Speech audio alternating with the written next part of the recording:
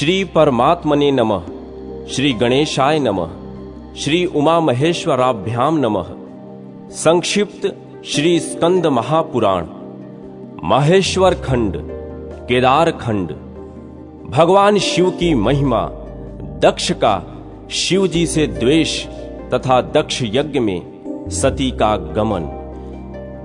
जिनकी आज्ञा से ब्रह्मा जी इस जगत की सृष्टि तथा विष्णु भगवान पालन करते हैं, जो स्वयं ही काल रुद्र नाम धारण करके इस विश्व का संहार करते हैं, उन पिनाकधारी भगवान शंकर को नमस्कार है। नैमिषारण्य तीर्थ सब तीर्थों से उत्तम और समस्त क्षेत्रों में श्रेष्ठ है।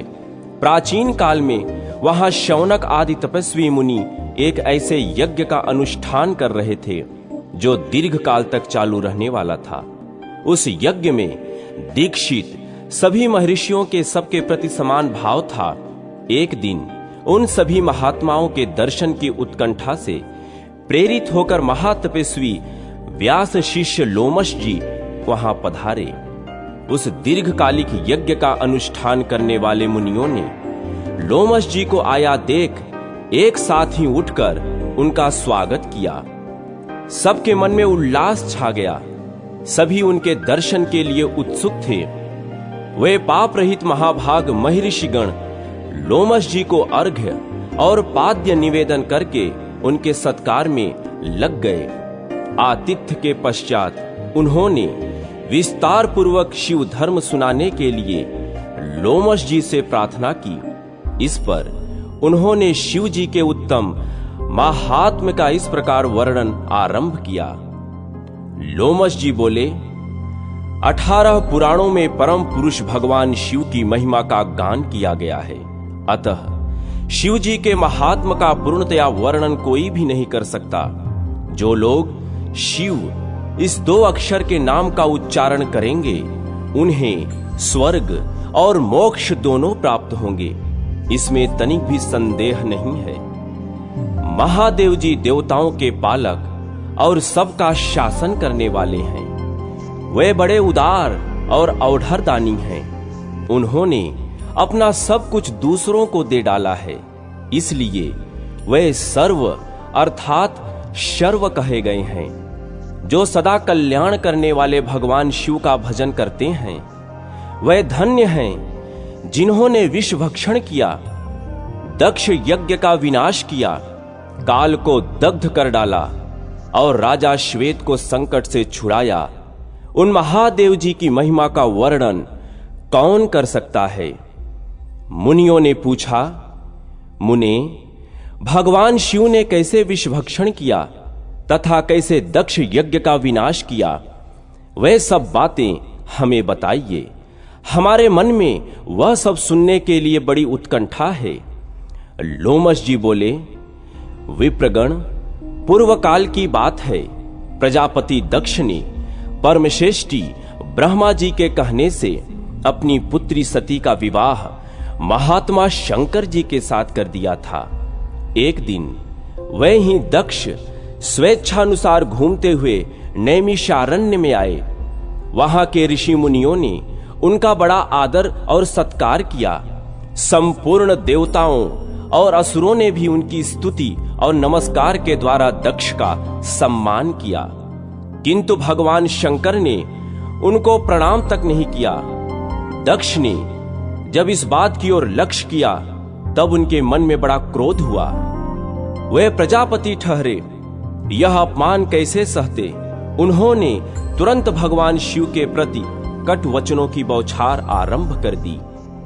अहो, ये संपूर्ण देवता और असुर भी मेरे चरणों में मस्तक झुकाते हैं। श्रेष्ठ ब्राह्मण भी अत्यंत उत्सुक होकर मुझे प्रणाम करते हैं, परंतु वह शंकर दुष्ट पुरुषों की भांति मेरे सामने शीश क्यों नहीं झुकाता? वह भूत प्रेतों का स्वामी है और सदा प्रेत पिशाचों से घिरा रहता है, फिर भी अपने को महान समझता है। इसलिए आज मैं इसे शाप देने को उद्यत हुआ हूं। श्रेष्ठ ब्राह्मणों, मेरी बात सुनो और इसका पालन करो। आज से इस रुद्र को मैंने यज्ञों से बहिष्कृत कर दिया। दक्ष का यह कठोर वचन सुनकर नंदी को बड़ा क्रोध हुआ। वे बोले, अहो मेरे स्वामी महेश्वर, यज्ञ भाग से वंचित किए गए यज्ञ, दान, तप तथा नाना प्रकार के तीर्थ जिनके नाम से ही पवित्र हुए हैं, उन्हीं भगवान शिव को शाप क्यों दिया गया? खोटी बुद्धि वाले दक्ष, वह यज्ञ जिसमें शंकर जी का भाग न हो व्यर्थ ही होगा। दुर्बुद्धे, तू उस यज्ञ की रक्षा कर। अरे, जिन महात्मा शिव ने इस संपूर्ण विश्व का पालन किया है, उन्हीं को तूने शाप दे डाला। तब महादेव जी ने नंदी से कहा, महामते, तुम्हें ब्राह्मणों के प्रति कभी क्रोध नहीं करना चाहिए। मैं ही यज्ञ हूं, मैं ही यज्ञ कराने वाला यजमान और आचार्य हूं। संपूर्ण यज्ञांग मैं ही हूं, इसलिए मैं सदा यज्ञ में रत हूं। मुझे कोई शाप देकर यज्ञ बहिष्कृत नहीं कर सकता। इसी प्रकार सर्वव्यापी होने के कारण मैं किसी के भीतर नहीं हूं, किसी भी सीमा से आबद्ध नहीं हूं। इस दृष्टि से देखने पर मैं सदा ही सब यज्ञों से बाह्य हूं। भगवान शंकर के इस प्रकार समझाने पर महातपस्वी नंदी ने विवेक का आश्रय लिया। शिव जी का सत्संग पाकर वे परमानंद में निमग्न हो गए। उधर मुनियों से घिरे हुए दक्ष भी अत्यंत रोष में भरकर अपने स्थान को चले गए। वे प्रणाम न करने वाले रुद्र को भूल न सके। बारंबार उनका स्मरण करके क्रोध से जलने लगे। भगवान शिव की ओर उन्होंने श्रद्धा हटा ली और वे शिव के उपासकों की निंदा में संलग्न रहने लगे। एक समय दक्ष ने स्वयं ही एक महान यज्ञ का आयोजन किया। उसमें उन्होंने बड़े बड़े तपस्वी ऋषि मुनियों को बुलाया। वशिष्ठ आदि अनेक महर्षि उस महायज्ञ में पधारे। अगस्त्य, कश्यप, अत्रि, वामदेव, भृगु, दधीच, भगवान व्यास, भरद्वाज और गौतम, ये तथा और भी बहुत से महर्षि वहां आए। सभी देवगण, समस्त लोकपाल, विद्याधर, गंधर्व तथा किन्नरों का भी आगमन हुआ। उस यज्ञ में सत्यलोक से लोक पितामह ब्रह्मा जी तथा बैकुंठ धाम से भगवान विष्णु भी बुलाए गए थे। इंद्राणी के साथ देवराज इंद्र, रोहिणी के साथ चंद्रमा तथा अपनी प्रिया के साथ वरुण देव भी आए थे। कुबेर, पुष्पक विमान पर, वायुदेव मृग पर तथा अग्निदेव बकरे की सवारी पर चढ़कर पधारे थे। नैऋत्य कोण के अधिपति निरृत्य प्रेत के कंधे पर बैठकर आए थे। इस प्रकार सब लोग दक्ष की यज्ञशाला में उपस्थित हुए। दक्ष ने सबका सत्कार किया। उनके यहाँ विश्वकर्मा के बनाए हुए अनेक दिव्य भवन थे। वे सभी बहुमूल्य उपकरणों से सजे हुए तथा अत्यंत प्रकाशमान थे। उन्हीं भवनों में दक्ष ने अपने समागत अतिथियों को यथा योग्य स्थान देकर ठहराया। दक्ष का वह महायज्ञ कनखल तीर्थ में आरंभ हुआ। उसमें अनेक भृगु आदि तपोधनों को ऋत्विज बनाया गया। अनेक प्रकार के कौतुक और मंगलाचार संपन्न करके दक्ष ने उस यज्ञ की दीक्षा ली। साथ में उनकी धर्म पत्नी भी बैठी। ब्राह्मणों ने स्वास्ति वाचन किया। उस समय अपने सुहृदों से ब्राह्मणों ने घिरे हुए दक्ष का अपना महत्व बढ़ जाने के कारण अधिक सुशोभित मंत्रों का प्रयोग किया। इसी समय महर्षि दधीच ने वहां दक्ष से इस प्रकार कहना आरंभ किया। प्रजापते, ये देवेश्वर गण, ये बड़े बड़े महर्षि तथा लोकपाल भी तुम्हारे यज्ञ मंडप में पधारे हैं, तो भी पिनाक पाणी महात्मा शंकर के बिना यह यज्ञ अधिक शोभा नहीं पा रहा है। जिनके बिना मंगल भी अमंगल रूप में ही परिणित हो जाते हैं तथा जिन त्रिनेत्रधारी भगवान के अधिकार में आने पर अमंगल भी तत्काल मंगल के रूप में बदल जाते हैं, वे अब तक यहाँ क्यों नहीं दर्शन दे रहे हैं? दक्ष, अब हम तुम्हें भगवान विष्णु और इंद्र के साथ जाकर परमेष्टि भगवान महेश्वर को बुला लाने की आज्ञा देते हैं। उन योगी शंकर की उपस्थिति से यहाँ सब कुछ पवित्र हो जाएगा, जिनके स्मरण तथा नामोच्चारण से सब पुण्यमय हो जाता है।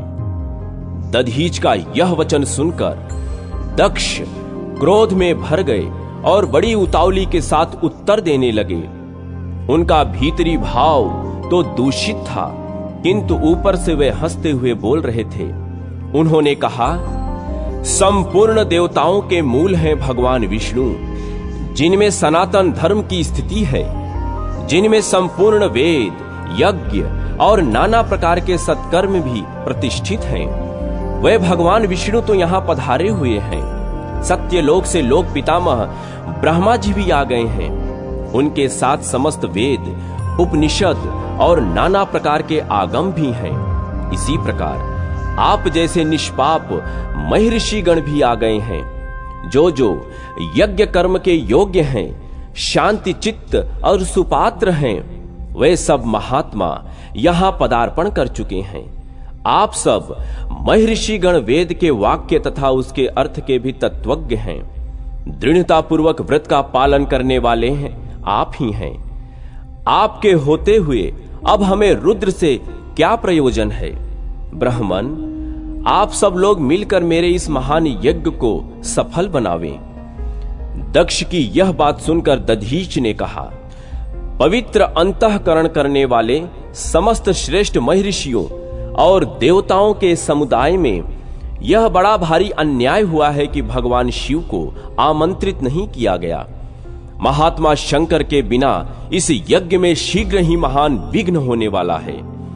यों कहकर महर्षि दधीच अकेले ही दक्ष की यज्ञशाला से निकल पड़े और तुरंत अपने आश्रम को चले गए। उनके चले जाने पर दक्ष ने हंसते हुए कहा, ब्राह्मणों, दधीच शंकर के प्रेमी हैं, वे चले गए। आप सब लोग वैदिक सिद्धांत में रत रहने वाले हैं। भगवान विष्णु आप सबके अग्रणी हैं। अब आप शीघ्र ही मेरे यज्ञ को सफल बनावें। तब उन सभी महर्षियों ने वहां देव यज्ञ प्रारंभ किया। इसी समय महादेवी दक्ष कुमारी सती ने, जो गंधमादन पर्वत पर अपनी सखियों के साथ विराजमान थी और रोहिणी के साथ चंद्रमा को कहीं जाते हुए देखा, वे यज्ञ में ही जा रहे थे। सती ने अपनी सखी विजया से कहा, विजये, तू शीघ्र जाकर पूछ तो सही, ये चंद्रमा कहां जाएंगे? उनके आदेश से विजया चंद्रमा के समीप गई और यथोचित विनय के साथ उनकी यात्रा का उद्देश्य पूछा। चंद्रमा ने दक्ष के यज्ञ में जाने का सब वृत्तांत बता दिया। यह सुनकर विजया को बड़ा हर्ष और विस्मय हुआ। उसने तुरंत लौटकर सती से चंद्रमा की कही हुई सब बातें कह सुनाई। सुनकर सती देवी ने विचार किया, क्या कारण है जो पिता मुझे नहीं बुला रहे हैं? क्या मेरी यशस्विनी माता भी मुझे भूल गई? आज मैं भगवान शंकर से इसका कारण पूछती हूं। यह निश्चय करके सती देवी ने सखियों को वहीं ठहरा दिया और स्वयं भगवान शंकर के पास गईं। उन्होंने देखा, त्रिनेत्रधारी महेश्वर सभा मंडप में विराजमान हैं। चंड मुंड आदि सभी पार्षद उन्हें सब ओर से घेर कर बैठे हैं। बाण, भृंगी, नंदी, महाकाल, महारौद्र, महामुंड, महाशिरा, धूम्राक्ष, धूम्रकेतु, धूम्रपाद तथा अन्य बहुत से गण भगवान रुद्र का अनुवर्तन करने वाले हैं। वे सभी जितेंद्रिय तथा वीतराग हैं। लोक कल्याणकारी भगवान शंकर इन सब से घिरे हुए हैं और परम अद्भुत आसन पर विराजमान हैं। सती का मन भगवान शिव का दर्शन करते ही आकृष्ट हो गया। वे सहसा उनके समीप चली गईं। भगवान शिव ने बड़े आदर के साथ प्रीत युक्त वचनों से सती को आनंदित किया और कहा, प्रिये, इस समय यहां तुम्हारे आगमन का क्या कारण है? सती बोली, देव देवेश्वर, मेरे पिता के घर महान यज्ञ हो रहा है। उसमें चलने के लिए आपकी रुचि क्यों नहीं है? सदाशिव, यद्यप आप उस यज्ञ में बुलाए नहीं गए हैं, तथापि आज मेरे कहने से मेरे पिता की यज्ञशाला में आप स्वयं सब प्रकार से यत्न करके पधारें। सती का यह वचन सुनकर महादेव जी ने मधुर वाणी में कहा, कल्याणी, तुम्हारे पिता की दृष्टि में जो देवता, असुर तथा किन्नर आदि सम्माननीय हैं, वे सभी निसंदेह उनके यज्ञ में पहुंच गए हैं। सुंदरी, जो लोग दूसरों के घर बिना बुलाए जाते हैं, वे वहां मृत्यु से भी अधिक कष्टदायक अपमान को प्राप्त होते हैं। शुभे, दूसरों के घर जाने पर इंद्र भी लघुता को प्राप्त होते हैं, इसलिए तुम्हें भी दक्ष के यज्ञ में नहीं जाना चाहिए।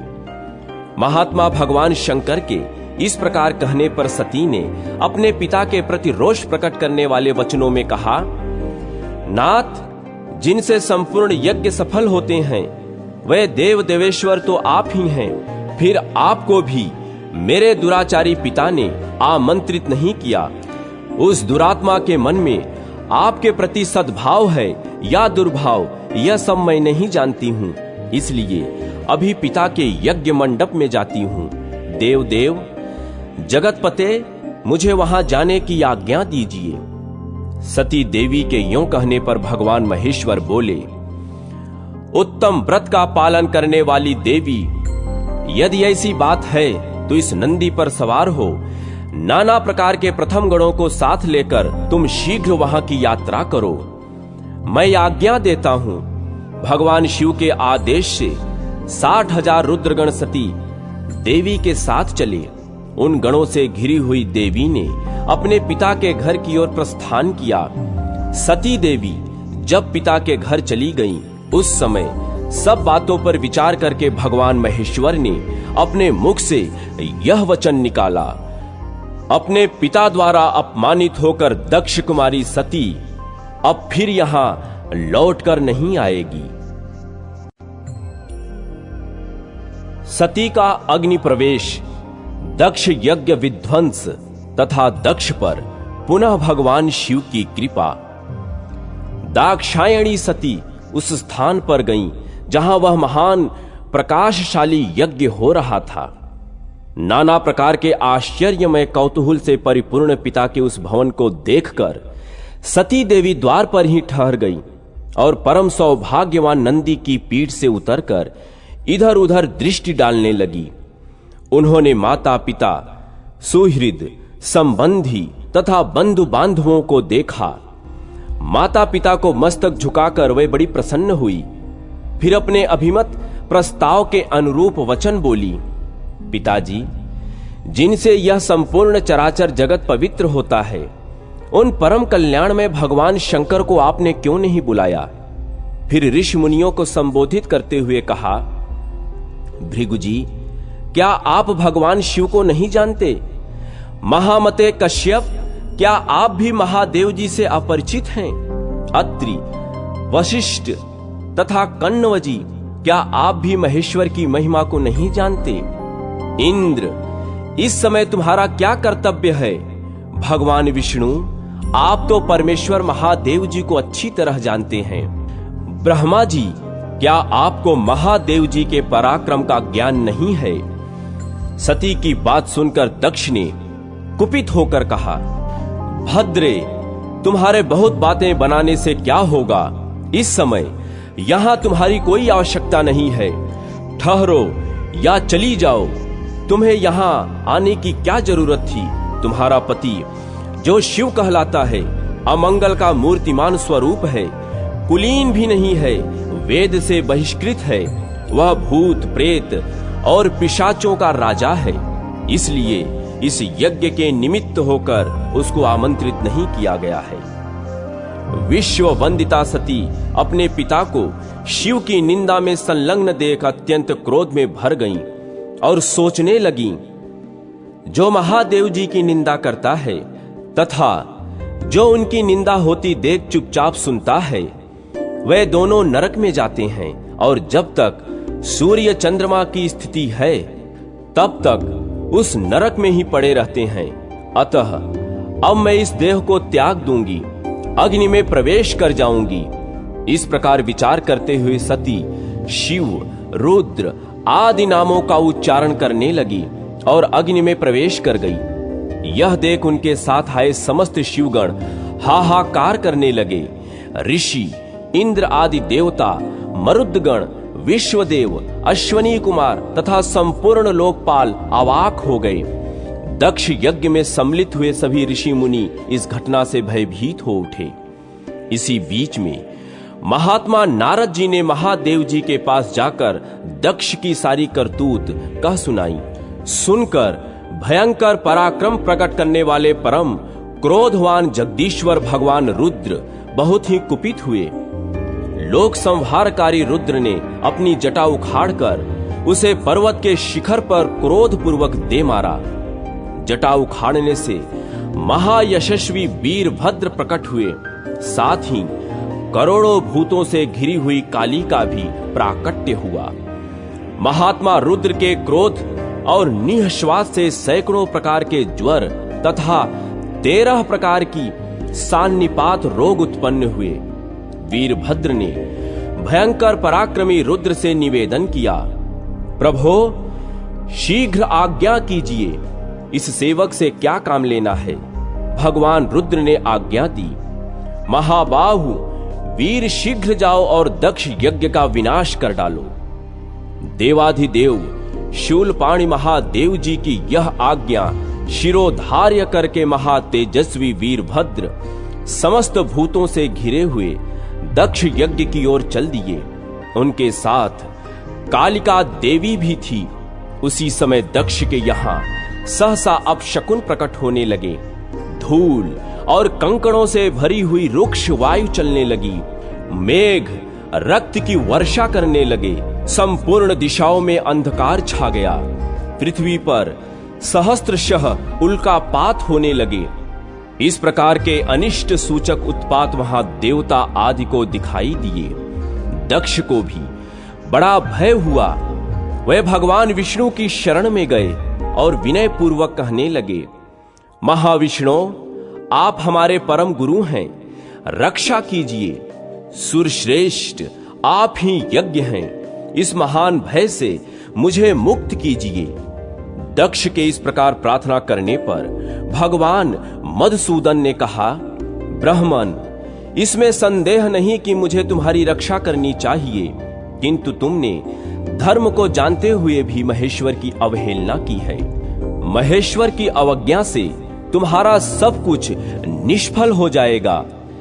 जहां अपूज्य व्यक्तियों का पूजन होता तथा पूजनीय महात्मा का पूजन नहीं किया जाता, वहां 3 संकट अवश्य प्राप्त होंगे, दुर्भिक्ष, मृत्यु तथा भय। इसलिए सब प्रकार से यत्न करके भगवान शंकर को मनाना चाहिए। तुम्हारे यज्ञ में महेश्वर का सम्मान नहीं किया गया है, इसी कारण यह महान भय उपस्थित हुआ है। इस समय तो हम सब लोग मिलकर इस भय का निवारण करने में समर्थ नहीं हैं। यह सब कुछ तुम्हारी दुर्नीति के कारण हो रहा है।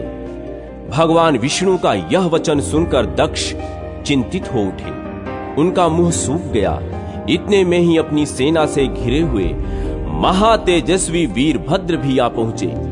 उनके साथ काली, कात्यायनी, ईशानी, चामुंडा, मर्दिनी, भद्रकाली, भद्रा, त्वरिता तथा वैष्णवी, ये 9 दुर्गाएं तथा भूतों का महान समुदाय भी था। शाकिनी, डाकिनी, भूत, प्रमथ, गुहयक, कुष्मांड, करपट, वटुक, ब्रह्म राक्षस, भैरव, क्षेत्रपाल, राक्षस, यक्ष, विनायक तथा 64 योगिनियों का मंडल, ये सब उस महान प्रकाश में यज्ञ मंडप में सहसा प्रकट हो गए। भगवान शंकर के उन पार्षदों ने देवताओं के साथ युद्ध आरंभ कर दिया। लोकपालों सहित देवताओं ने भी शिवगणों पर अस्त्र शस्त्रों से प्रहार किया। यद्यपि वे लाखों की संख्या में थे, तथापि इंद्र आदि लोकपालों ने उन्हें रण से विमुख कर दिया। उस समय देवताओं की विजय और यजमान के संतोष के लिए महर्षि भृग ने शिवगणों के प्रति उच्चाटन का प्रयोग किया था। इसी से उस समय देवता विजयी हुए। अपने सैनिकों की पराजय देखकर वीरभद्र को बड़ा क्रोध हुआ। उन्होंने भूतों, प्रेतों और पिशाचों को पीछे करके वृषभास्य को आगे किया और स्वयं भी आगे आ गए। महाबली वीरभद्र ने एक तीक्ष्ण और त्रिशूल हाथ में लेकर देवताओं, यक्षों, पिशाचों, गुह्यकों तथा राक्षसों को भी उस युद्ध में मार गिराया। समस्त शिवगणों ने शूल के आघात से देवताओं को गहरी चोट पहुंचाई। फिर तो संपूर्ण देवता पराजित होकर भागने लगे। सबने एक दूसरे को छोड़कर स्वर्ग की राह ली। केवल इंद्र आदि लोकपाल ही विजय के लिए उत्सुक होकर वहां खड़े रहे। वह बारंबार बृहस्पति जी से पूछते थे, गुरुदेव, हमारी विजय कैसे होगी? तब बृहस्पति जी ने कहा, भगवान विष्णु ने जो बात बहुत पहले कह दी थी वह आज सत्य हुई। यदि फल रूप में परिणित हुए कर्म का नियामक कोई ईश्वर है तो वह भी कर्ता का ही आश्रय लेता है। जो कर्ता नहीं है उस पर वह अपना प्रभुत्व नहीं प्रकट करता। कर्म करने वालों को ही ईश्वर उसका फल देता है, न करने वालों को नहीं। वह ईश्वर केवल अनन्य भक्ति से जानने योग्य है। परम शांति और संतोष से ही भगवान सदाशिव के स्वरूप को जाना जा सकता है। उन्हीं से यह संपूर्ण सुख दुखात्मक जगत जन्म और जीवन धारण करता है। इस समय तुम्हारी विजय का कोई उपाय नहीं दिखाई देता। इंद्र, तुम मूर्खता और लोलुपता के वश इन लोकपालों के साथ यहां आ गए हो। बताओ, तुम इस समय क्या करोगे? ये परम शोभायमान गण भगवान शिव के किंकर हैं। वे इन्हीं के सहायक हैं। ये महाभाग कुपित होने पर जब संहार आरंभ करते हैं तब किसी को शेष नहीं छोड़ते। बृहस्पति जी का यह कथन सुनकर वे संपूर्ण देवता, लोकपाल तथा इंद्र भी चिंता में डूब गए। तदनंतर शिवगणों से घिरे हुए वीरभद्र ने कहा, तुम सब देवता मूर्खता के कारण यहां भेंट लेने के लिए आ गए हो। मेरे निकट तो आओ, मैं तुम्हें भेंट देता हूं। सखे इंद्र, मित्रवर सूर्य, चंद्रमा, धनाध्यक्ष कुबेर, पाशधारी वरुण, मृत्यों, यमुना के बड़े भैया यमराज, मैं आप लोगों की तृप्ति के लिए शीघ्र ही भेंट अर्पित करूंगा। यों कहकर क्रोध में भरे वीरभद्र ने सब देवताओं पर बाणों की बौछार आरंभ की। उन बाणों के आघात से पीड़ित होकर वे सब के सब दसों दिशाओं में भाग गए। लोकपालों के और देवताओं के पलायन कर जाने पर भगवान विष्णु भी चले गए। फिर वीरभद्र अपने गणों के साथ यज्ञशाला में आए। उस समय देवता, ऋषि तथा अन्य जो यज्ञोपजीवी लोग थे उन सबको भगवान शिव के गणों ने परास्त कर दिया। महर्षि भृगु को धरती पर पटक कर उनकी दाढ़ी और मूछ नोच ली। पूषा ने दांत दिखाकर हंसी उड़ाई थी, अतः शिवगणों ने उनके सारे दांत उखाड़ लिए। अग्निपत्नी स्वधा और स्वाहा को भी अपमानित किया तथा क्रोध में भरकर उन्होंने और भी ऐसे ऐसे बर्ताव किए जो वाणी द्वारा कहने योग्य नहीं है। दक्ष महान भय के मारे अंतर्वेदी में छिपे हुए थे। इस बात का पता लगने पर रोष में भरे हुए वीरभद्र उन्हें पकड़ लाए और उनका जबड़ा पकड़कर सिर के ऊपर तलवार से चोट की। फिर दक्ष के कटे हुए सिर को उन्होंने तुरंत ही यज्ञ कुंड में डाल जला दिया। उस यज्ञशाला में दूसरे दूसरे जो देवता, पितर, ऋषि, यक्ष और राक्षस रह गए थे वे सभी शिवगणों के उपद्रव से भयभीत होकर भाग चले। चंद्रमा, आदित्य गण, ग्रहमंडल, नक्षत्र और तारे, इन सब को शिवगणों ने भगा दिया। ब्रह्मा जी अपने पुत्र दक्ष के शोक से पीड़ित होकर सत्यलोक को चले गए और वहां स्वस्थ चित्त से विचार करने लगे कि अब मुझे क्या करना चाहिए। इस अपमान के कारण ब्रह्मा जी को शांति नहीं मिलती थी। यह सब कुछ उस दक्ष के ही पाप का फल है। यह जानकर पितामह ने कैलाश पर्वत पर जाने का निश्चय किया। महातेजस्वी ब्रह्मा जी हंस पर आरूढ़ हो सब देवताओं के साथ पर्वत श्रेष्ठ कैलाश पर गए। वहां उन्होंने नंदी के साथ एकांत में बैठे हुए भगवान सदाशिव का दर्शन किया।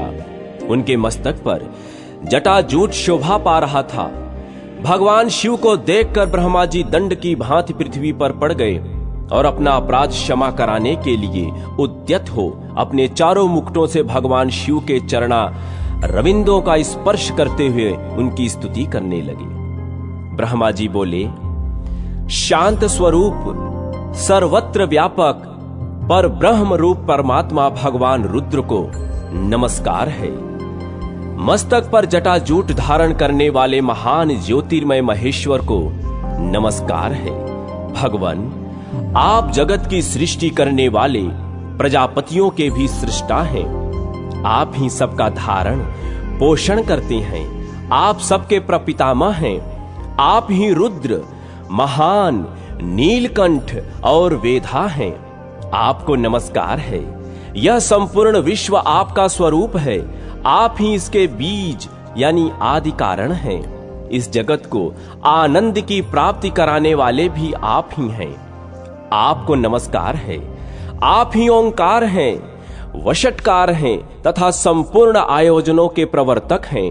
यज्ञ, यजमान और यज्ञ प्रवर्तक भी आप ही हैं। प्रभो, देवेश्वर यज्ञ प्रवर्तक होकर भी आपने इस यज्ञ का विनाश कैसे किया?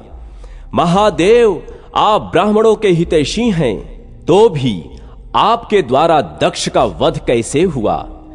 रुद्र, आप तो गौओं और ब्राह्मणों के प्रतिपालक हैं, समस्त प्राणियों को शरण देने वाले हैं। रक्षा कीजिए, रक्षा कीजिए। श्री महादेव जी ने कहा, पितामह, सावधान होकर मेरी बात सुनिए।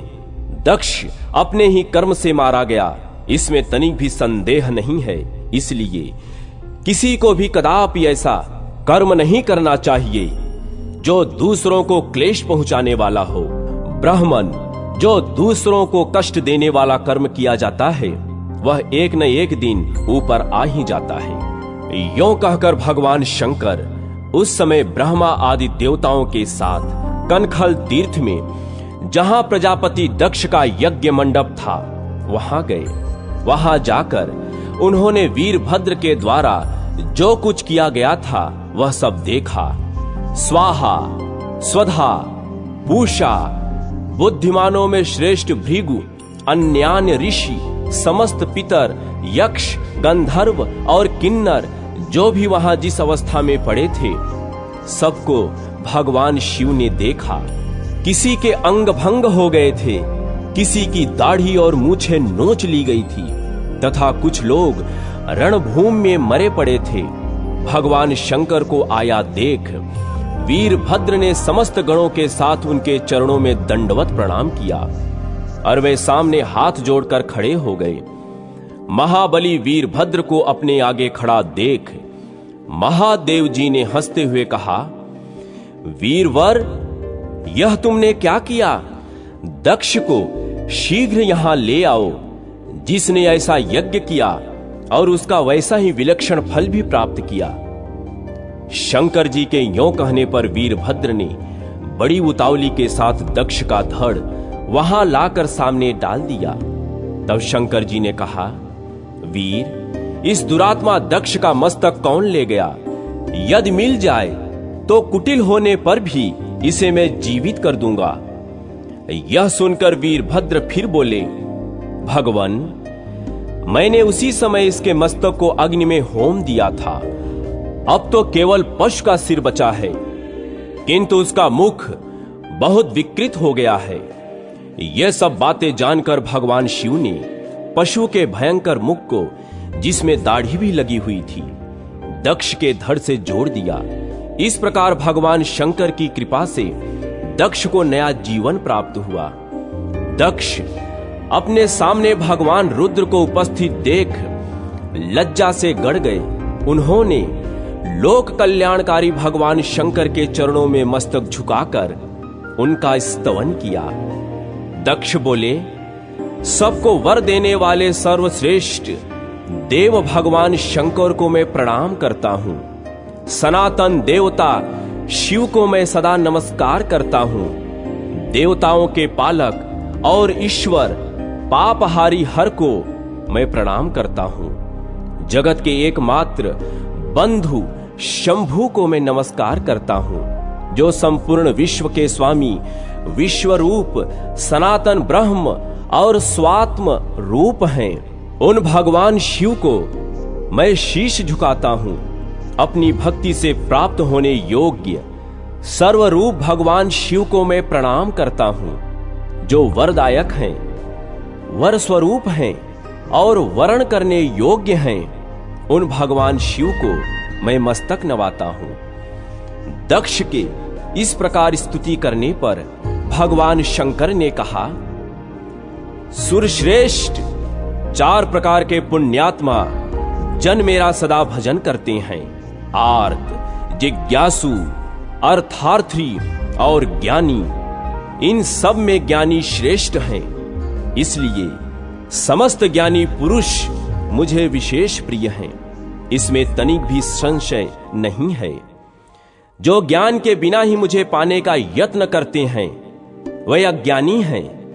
तुम केवल यज्ञादि कर्म के द्वारा संसार सागर के पार जाना चाहते हो, परंतु कर्म में आसक्त हुए मूढ़ पुरुष वेद, यज्ञ, दान और तपस्या से भी मुझे कभी नहीं प्राप्त कर सकते। अतः यों तुम अंतःकरण को एकाग्र करके ज्ञान निष्ठ होकर कर्म करो। सुख और दुख में भी समान भाव सदा रखकर प्रसन्न रहो। तदनंतर दक्ष को वही कनखल तीर्थ में रहने का आदेश देकर भगवान शिव अपने निवास स्थान कैलाश पर्वत पर चले गए। फिर ब्रह्मा जी ने भृगु आदि संपूर्ण महर्षियों को आश्वासन तथा बोध प्रदान किया। वे सब ऋषि मुनि तत्क्षण ज्ञानी हो गए। इसके बाद पितामह ब्रह्मा जी ने अपने धाम को प्रस्थान किया। इधर प्रजापति दक्ष को भगवान शंकर के उपदेश से उत्तम ज्ञान की प्राप्ति हो गई। वे शिव जी के ध्यान में तत्पर होकर तपस्या करने लगे। इसलिए सर्वथा प्रयत्न करके सबको भगवान शंकर की आराधना करनी चाहिए।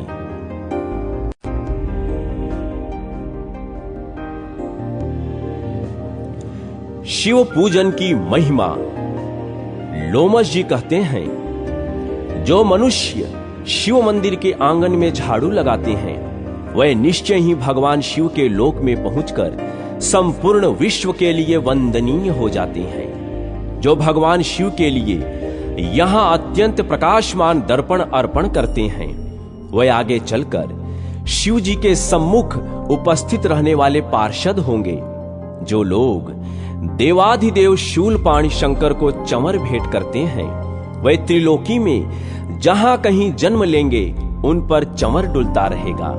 जो परमात्मा शिव की प्रसन्नता के लिए धूप निवेदन करते हैं वे पिता और नाना दोनों के कुलों का उद्धार करते हैं तथा भविष्य में यशस्वी होते हैं। जो लोग भगवान हरि के हर एक मुख को सम्मुख दीप दान करते हैं वे भविष्य में तेजस्वी होते हैं और दोनों कुलों का उद्धार करते हैं। जो मनुष्य हरिहर के आगे नैवेद्य निवेदन करते हैं वे एक एक ग्रास में संपूर्ण यज्ञ का फल पाते हैं। जो लोग टूटे हुए शिव मंदिर को पुनः बनवा देते हैं वे निसंदेह द्विगुण फल के भागी होते हैं। जो ईंट अथवा पत्थर से भगवान शिव तथा विष्णु के लिए नूतन मंदिर का निर्माण कराते हैं वे तब तक स्वर्गलोक में आनंद भोगते हैं जब तक इस पृथ्वी पर उनकी वह कीर्ति स्थित रहती है। जो महान बुद्धिमान मानव भगवान शिव के लिए अनेक मंजिलों का महल अर्थात मंदिर बनवाते हैं वे उत्तम गति को प्राप्त होते हैं। जो अपने और दूसरों के बनाए हुए शिव मंदिर की सफाई करते हैं उसमें सफेदी कराते हैं वे भी उत्तम गति को प्राप्त होते हैं। जो पुरुष अथवा स्त्रियां शिव जी के आंगन में विविध रंगों के चौक पूरती है वे सर्वश्रेष्ठ शिव धाम में पहुंचकर दिव्य रूप को प्राप्त होती हैं।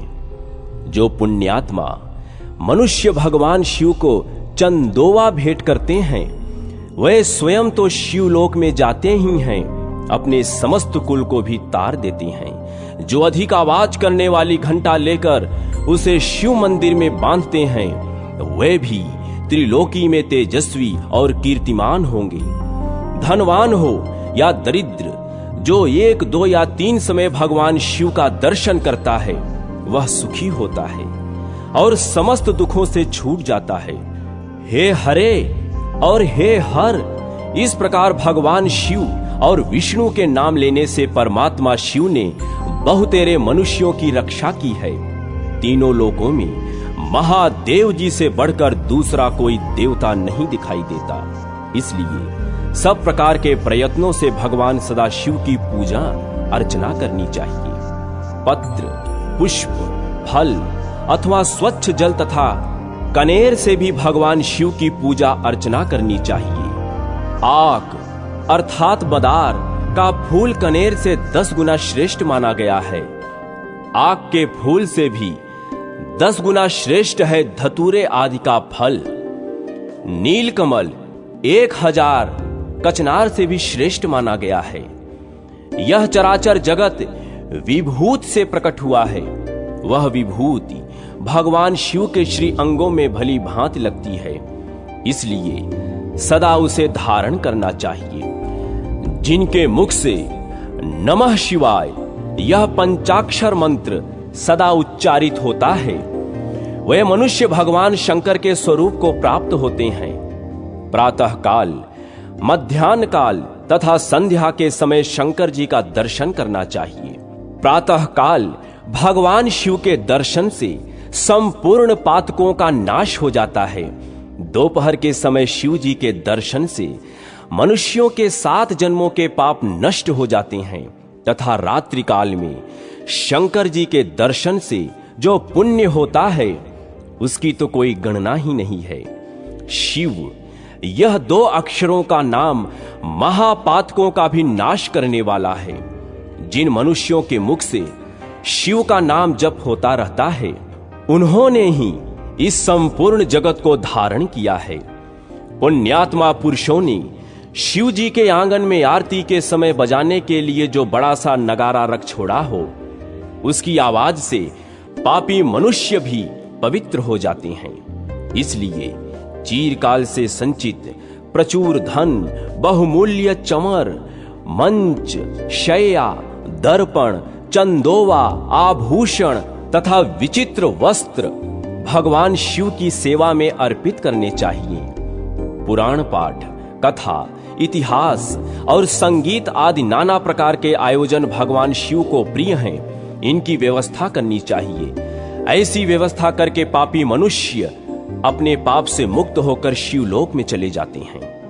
जो सर्वधर्म का पालन करने वाले महात्मा और शिव पूजा के विशेषज्ञ हैं, जिन्होंने गुरु के मुख से शिव की दीक्षा ली है, जो निरंतर शिव जी की पूजा में संलग्न रहते हैं, मन में दृढ़ विश्वास रखकर संपूर्ण विश्व को शिव के रूप में देखते हैं, उत्तम बुद्धि का आश्रय ले सदाचार का पालन करते तथा अपने वर्ण धर्म और आश्रय धर्म में स्थित रहते हैं, वे ब्राह्मण, क्षत्रिय, वैश्य, शूद्र तथा कोई भी क्यों न हो, भगवान शिव के परम प्रिय होते हैं। चांडाल हो या सर्वश्रेष्ठ ब्राह्मण, भजन करने पर सभी भगवान शंकर को अत्यंत प्रिय लगते हैं। भगवान शंकर इस संपूर्ण चराचर जगत के आधार हैं, अतः सब कुछ शिव स्वरूप है। यह बात विशेष रूप से जाननी चाहिए। वेद, पुराण, शास्त्र, उपनिषद, आगम और देवता सबके द्वारा भगवान सदाशिव जानने योग्य हैं। मनुष्य निष्काम हो या सकाम, सबको भगवान सदाशिव की आराधना करनी चाहिए।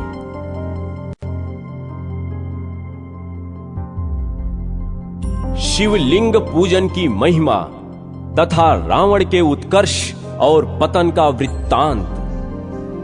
लोमश जी कहते हैं, जो विष्णु हैं उन्हें शिव जानना चाहिए और जो शिव हैं वे विष्णु ही हैं।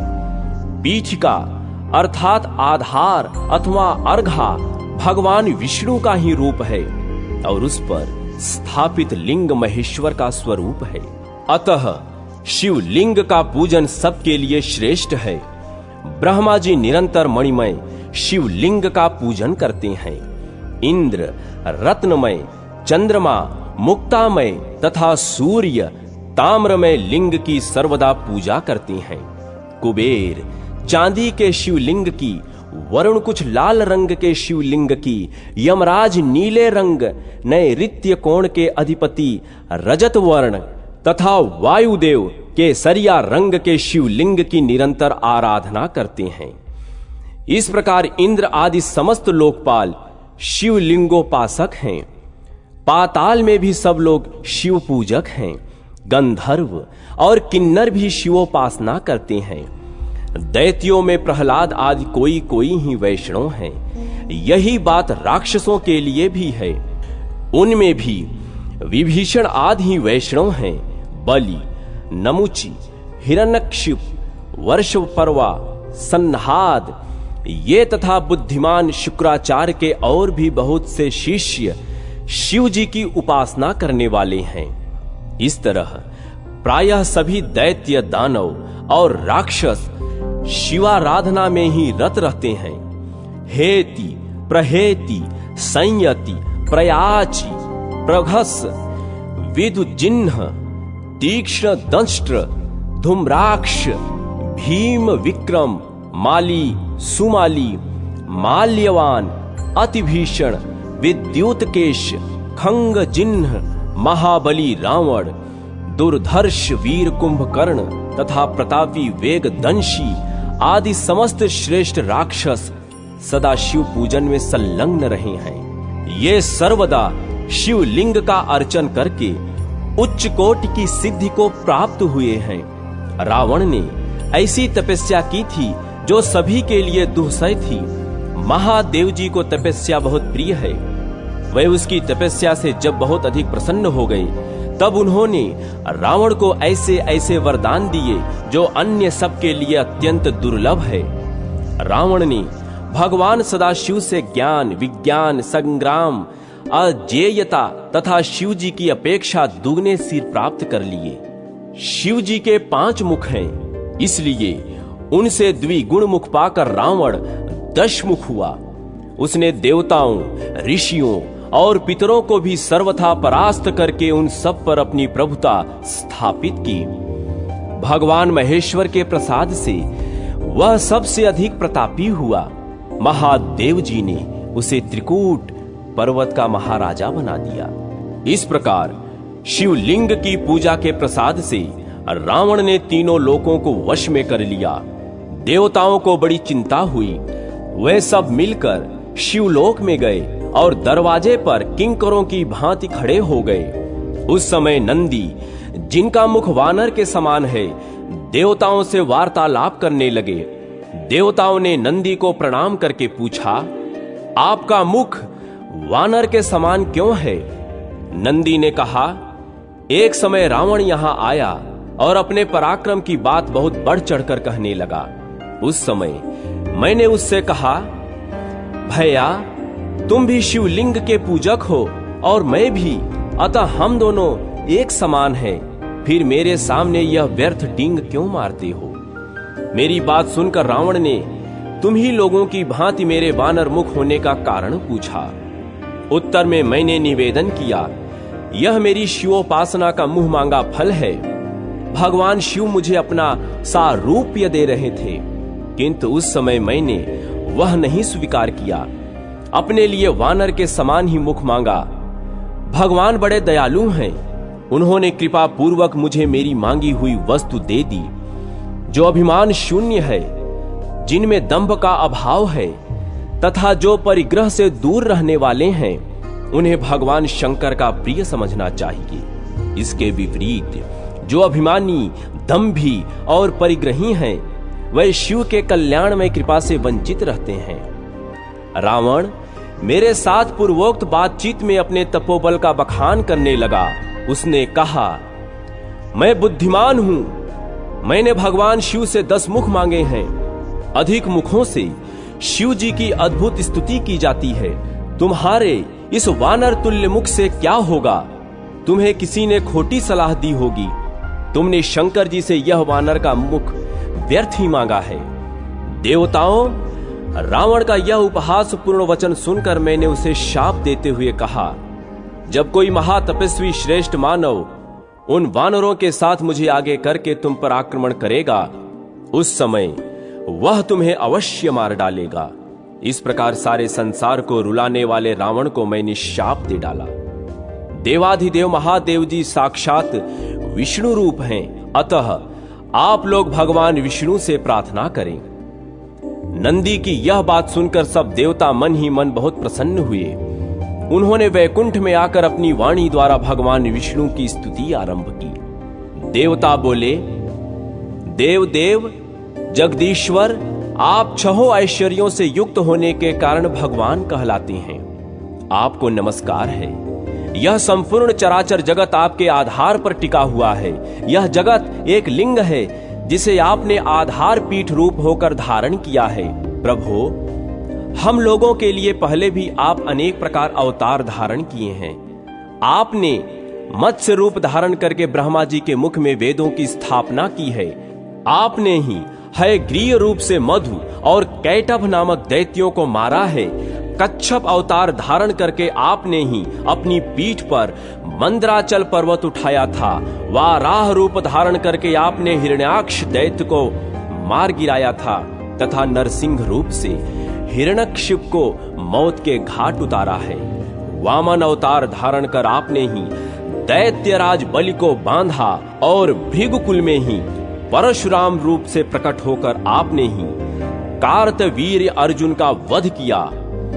विष्णु, आपने बहुत से दैत्यों का संहार किया है। आप ही संपूर्ण विश्व के पालक हैं, अतः रावण के भय से अवश्य हमारा उद्धार करें।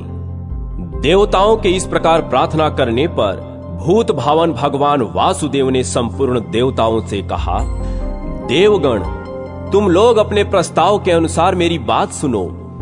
नंदी को आगे करके तुम सभी शीघ्रता पूर्वक वानर शरीर में अवतार लो। मैं माया से अपने स्वरूप को छिपाए हुए मनुष्य रूप होकर अयोध्या में राजा दशरथ के घर प्रकट हो जाऊंगा। तुम्हारे कार्य की सिद्धि के लिए मेरे साथ ब्रह्म विद्या भी अवतार लेंगी। राजा जनक के घर साक्षात ब्रह्म विद्या ही सीता रूप में प्रकट होंगी। रावण भगवान शिव का भक्त है। वह सदा साक्षात शिव के ध्यान में तत्पर रहता है। उसमें बड़ी भारी तपस्या का भी बल है। जब ब्रह्म विद्या रूप सीता को बलपूर्वक प्राप्त करना चाहेगा, उस समय वह दोनों स्थितियों से तत्काल भ्रष्ट हो जाएगा। सीता के अन्वेषण में तत्पर होकर वह न तो तपस्वी रह जाएगा और ना ही भक्त। जो अपने को न दी हुई ब्रह्म विद्या का बलपूर्वक सेवन करना चाहता है, वह पुरुष धर्म से परास्त होकर सदा सुगमता पूर्वक जीत लेने योग्य हो जाता है। परम मंगल में भगवान विष्णु इस प्रकार के वचनों द्वारा संपूर्ण देवताओं को आश्वासन देकर अंतर्धान हो गए। तदनंतर सब देवता अवतार धारण करने लगे। इंद्र के अंश से बाली उत्पन्न हुए। सुग्रीव सूर्य के पुत्र थे। जामवान ब्रह्मा जी के अंश से प्रकट हुए। शिलाद के पुत्र नंदी, जो भगवान शिव के अनुचर तथा 11वें रुद्र थे। महाकपि हनुमान हुए। वे अमित तेजस्वी भगवान विष्णु की सहायता के लिए अवतीर्ण हुए थे। अन्यान श्रेष्ठ देवता मैंद आदि कपियों के रूप में उत्पन्न हुए थे। इसी तरह सभी देवता किसी न किसी कपि के रूप में प्रकट हुए। साक्षात भगवान विष्णु ही माता कौशल्या का आनंद बढ़ाने वाले श्री राम हुए। संपूर्ण विश्व उनके स्वरूप में रमण करता है, इसलिए विद्वान पुरुष उनको राम कहते हैं। भगवान विष्णु के प्रति भक्ति और तपस्या युक्त शेषनाग भी इस पृथ्वी पर लक्ष्मण के रूप में अवतीर्ण हुए। श्री विष्णु के भुज दंडों से भी 2 प्रतापी वीर प्रकट हुए, जो तीनों लोक में भरत शत्रुघ्न के नाम से विख्यात हुए। ब्रह्मवादी पुरुषों द्वारा जो मिथिलापति जनक की कन्या बताई गई हैं, वे सीता साक्षात ब्रह्म विद्या थी। वह भी देवताओं के कार्य की सिद्धि के लिए ही अवतीर्ण हुई थी। हल से भूमि जोती जा रही थी। उसी समय सीता हल की नोक के द्वारा पृथ्वी के खोदे जाने पर पृथ्वी से ही प्रकट हुई थी, इसलिए सीता के नाम से प्रसिद्ध हुई थी। मिथिला में अवतार लेने के कारण इन्हें मैथिली भी कहते हैं। जनक के कुल में जन्म लेने के कारण ये जानकी नाम से विख्यात हुई। पूर्व जन्म में इनका नाम वेदवती था। राजा जनक ने ब्रह्म विद्या स्वरूप सीता को परमात्मा ब्रह्म स्वरूप श्री राम के सेवा में अर्पित कर दिया। कमल नयन श्री राम ने रावण को जीतने की इच्छा तथा देव कार्य की सिद्ध के उद्देश्य से वन में निवास किया। शेषावतार लक्ष्मण ने भी उसी के लिए अत्यंत दुष्कर एवं महान तप किया। भरत और शत्रुघ्न ने भी बड़ी भारी तपस्या की। तदनंतर तपोबल संपन्न हो कपि रूपधारी देवताओं को साथ लेकर श्री राम ने 6 महीने तक युद्ध कर रावण का वध कर डाला। भगवान विष्णु के द्वारा शस्त्रों से मारा गया रावण अपने गणों, पुत्रों तथा बंधुओं सहित तत्काल भगवान शिव के सारूप्य को प्राप्त हो गया। शंकर जी की कृपा से उसने संपूर्ण दैत्य ज्ञान प्राप्त कर लिया था, जो नित्य 12 ज्योतिर्लिंगों में से किसी भी एक ज्योतिर्लिंग का नियमित पूजन करते हैं। वे स्त्री, शूद्र, अंत्यज अथवा चांडाल ही क्यों न हो, संपूर्ण दुखों का नाश करने वाले शिव को अवश्य प्राप्त कर लेते हैं।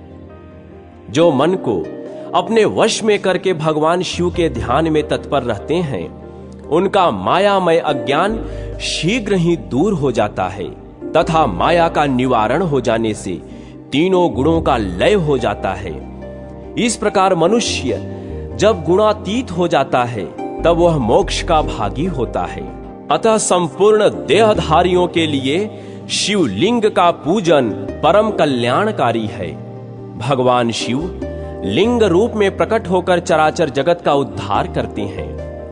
विप्रगण, पहले तुम सब लोगों ने मुझसे जो कुछ पूछा था वह सब मैंने बतला दिया। तुम्हारा दूसरा प्रश्न यह था कि भगवान शिव ने विष भक्षण कैसे किया था। वह सब प्रसंग मैं यथावत रूप से कह रहा हूं, तुम सब लोग सावधान होकर सुनो।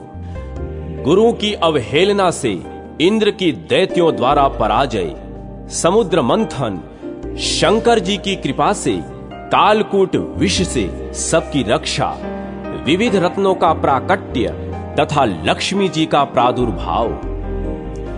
लोमश जी कहते हैं, एक समय देवराज इंद्र संपूर्ण लोकपालों तथा ऋषियों से घिरे हुए अपनी सुधर्मा सभा में बैठे हुए थे। वहां सिद्ध और विद्याधर गण उनकी विजय के गीत गा रहे थे। इसी समय परम बुद्धिमान देवेंद्र गुरु महाभाग बृहस्पति जी अपने शिष्यों के साथ देव सभा में पधारे। उन्हें उपस्थित देख देवताओं ने सहसा उनके चरणों में मस्तक झुकाया। इंद्र ने भी देखा गुरुदेव वाचस्पति आगे खड़े हैं, किंतु इंद्र की बुद्धि राजमद से दूषित हो रही थी, इसलिए उन्होंने गुरु के प्रति न तो अपना आदर युक्त वचन कहा, न उन्हें बुलाया, न बैठने को आसन दिया और न चले जाने को ही कहा। खोटी बुद्धि वाले इंद्र को राज्य के मद से उन्मत्त जानकर देवताओं के आचार्य बृहस्पति कुपित हो वहां से अंतर्धान हो गए। उनके चले जाने पर देवताओं के मन में बड़ा खेद हुआ। यक्ष, नाग, गंधर्व तथा ऋषिगण भी उदास हो गए। नृत्य और गीत समाप्त होने पर जब इंद्र सचेत हुए तब उन्होंने तुरंत देवताओं से पूछा, महातपस्वी गुरुदेव कहां चले गए? तब नारद जी ने देवराज इंद्र से कहा, बलसूदन, निसंदेह आपके द्वारा गुरु की अवहेलना हुई है। गुरु के अनादर से राज्य अपने हाथ से चला जाता है। अतः आप सब प्रकार से यत्न प्रयत्न करके गुरु से अपने अपराध के लिए क्षमा प्रार्थना कीजिए। महात्मा नारद की यह बात सुनकर इंद्र सहसा सिंहासन से उठकर खड़े हो गए और उन सभी सभासदों को साथ ले बड़ी उतावली के साथ गुरु के निवास स्थान पर गए। इस समय इंद्र अपने कर्तव्य के प्रति सजग हो चुके थे। वहां गुरु पत्नी तारा को देखकर उन्होंने प्रणाम किया और पूछा, देवी, महातपस्वी गुरुजी कहां गए हैं? तारा ने इंद्र की ओर देखकर उत्तर दिया, मैं नहीं जानती। तब वे चिंतामग्न होकर अपने घर लौट आए। इसी समय स्वर्ग में अनेक अद्भुत अनिष्ट सूचक अपशकुन होने लगे, जो संपूर्ण स्वर्गवासियों को तथा दुरात्मा इंद्र को भी दुख प्राप्त की सूचना देने वाले थे। इंद्र की वह करतूत पाताल निवासी राजा बलि ने भी सुनी। फिर तो वह दैत्यों की बहुत बड़ी सेना साथ ले पाताल से अमरावतीपुर पर चढ़ आए। उस समय देवताओं का दानवों के साथ बड़ा भयंकर युद्ध हुआ। उसमें दैत्यों ने देवताओं को परास्त कर दिया। एक ही क्षण में दूषित हृदय वाले अविवेकी इंद्र का 7 अंगों सहित संपूर्ण राज्य दैत्यों ने अपने अधिकार में कर लिया। विजयी दैत्य शीघ्र पाताल को चले गए। शुक्राचार्य की कृपा से दैत्य गण विजयी हुए थे। इंद्र की राजलक्ष्मी नष्ट हो चुकी थी, इसलिए देवताओं ने भी सर्वथा उनका त्याग कर दिया। श्रीहीन इंद्र स्वर्गलोक से अन्यत्र कहीं और चले गए। कमल के समान कमनीय नेत्रों वाली इंद्रपति शची दूसरों की दृष्टि से छिपकर रहने लगी। ऐरावत नामक महान गजराज तथा उच्चय श्रवा अश्व आदि जो बहुत से रत्न थे, उन्हें दुष्ट दैत्यों ने लोभवश स्वर्गलोक से पाताल में पहुंचा दिया। परंतु वे रत्न पुण्यात्मा पुरुषों के ही उपभोग में आने वाले थे। अतः दैत्यों के अधिकार में न रहकर समुद्र में कूद पड़े। उस समय राजा बलि ने आश्चर्यचकित होकर अपने गुरु शुक्राचार्य से कहा, भगवान, हम देवताओं को जीतकर बहुत से रत्न यहां लाए थे, किंतु वे सभी समुद्र में जा पड़े हैं। यह तो बड़ी अद्भुत बात है। राजा बलि की यह बात सुनकर शुक्राचार्य ने उत्तर दिया, राजन, 100 अश्वमेध यज्ञों की दीक्षा लेकर उन्हें पूर्ण करने पर ही तुम्हारा देवताओं के राज्य पर अधिकार होगा। इसमें तनिक भी संदेह नहीं है। जो 100 अश्वमेध यज्ञों का अनुष्ठान कर लेता है, वही स्वर्ग लोक के राज्य को भोगने का अधिकारी होता है। अश्वमेध यज्ञ किए बिना स्वर्ग की कोई भी वस्तु उपभोग में नहीं लाई जा सकती। गुरु का यह वचन सुनकर राजा बलि उस समय चुप हो रहे और दानवों के साथ उचित कार्यों में लग गए। इंद्र बड़ी शोचनीय दशा को प्राप्त हो गए थे। वे ब्रह्मा जी के पास गए और स्वर्ग के राज्य पर जो भय आदि प्राप्त हुआ था, वह सब समाचार उन्हें कह सुनाया। इंद्र की बात सुनकर ब्रह्मा जी ने उनसे कहा, सब देवताओं को एकत्र करके हम सब लोग तुम्हारे साथ सर्वेश्वरेश्वर भगवान विष्णु की आराधना करने के लिए चलते हैं। ऐसा ही हो, यह सलाह करके इंद्र आदि संपूर्ण लोकपाल ब्रह्मा जी को आगे रखकर क्षीर समुद्र के तट पर गए। वहां उन सब ने परस्पर विचार करके भगवान विष्णु की स्तुति आरंभ की। ब्रह्मा जी बोले, देव देव जगन्नाथ, देवता और दैत्य दोनों आपके चरणों में मस्तक झुकाते हैं। आपकी कीर्ति परम पवित्र है। आप अविनाशी और अनंत हैं। परमात्मन, आपको नमस्कार है। रमापते, आप यज्ञ हैं, यज्ञ रूप हैं तथा यज्ञांग हैं। अतः आज कृपा करके देवताओं को वरदान दीजिए।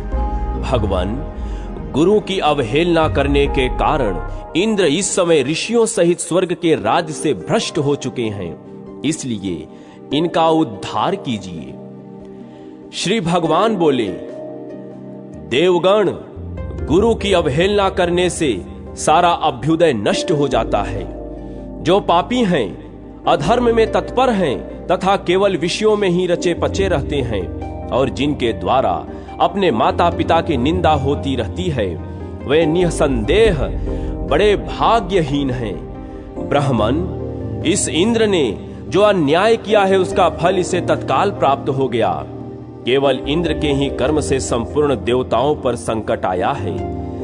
जब किसी भी पुरुष के लिए विपरीत काल उपस्थित हो जाए तब उसे दूसरों का सहयोग प्राप्त करने की चेष्टा करनी चाहिए।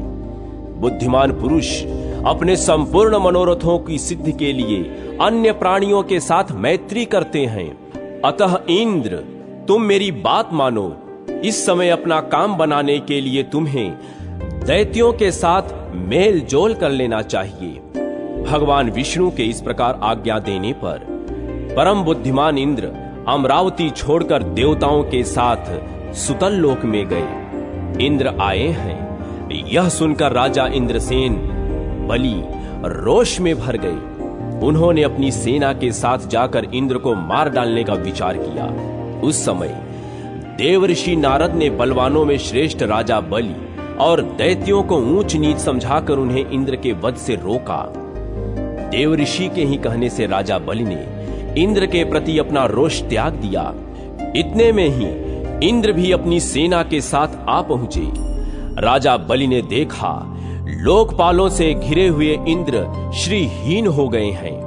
अब उनमें प्रभुता का मद नहीं रह गया, उनका तेज चला गया और अब वे ईर्ष्या तथा अहंकार से रहित हो गए हैं।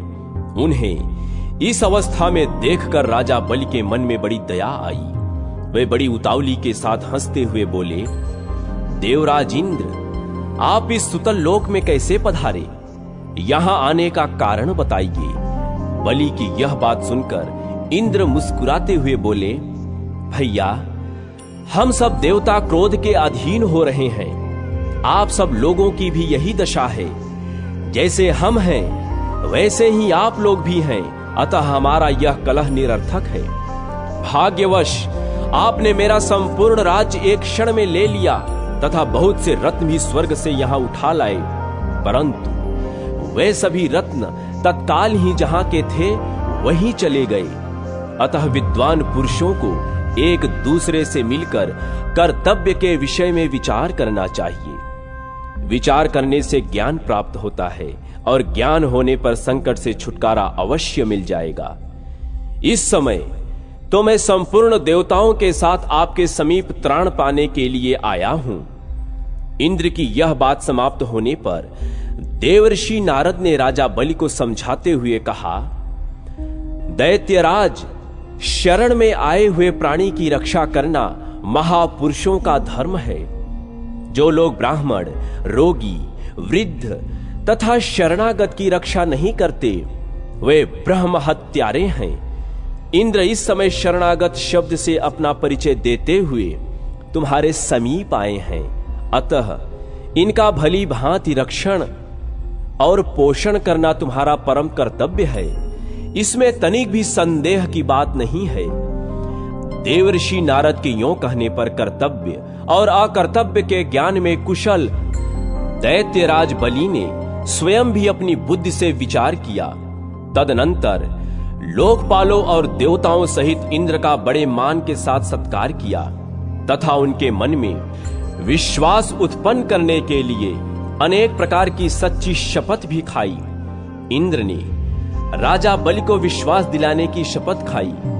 देवराज इंद्र स्वार्थ साधन में तत्पर रहते हैं और अर्थशास्त्र में ही उनकी विशेष प्रवृत्ति है।